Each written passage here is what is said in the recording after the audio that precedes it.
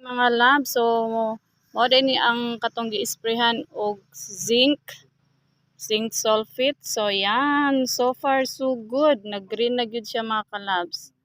Ni anam-anam na gyud siya balik og ka-green. O di ba?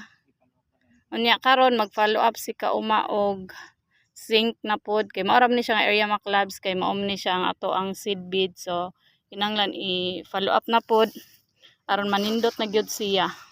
So ayan, maglabay si kauma og para zinc. Kay kato gi-spray man niya karon kuan na pod siya mga kalabs, mag follow up. Oh, epekto naka-epekto naman tong na-spray niya mga kalabs, gi-spray pero gi-follow up pa niya para mas more pagyud siya nga manindot ang iyahang kuan tubo. So that's it for today's video mga kalabs. Love.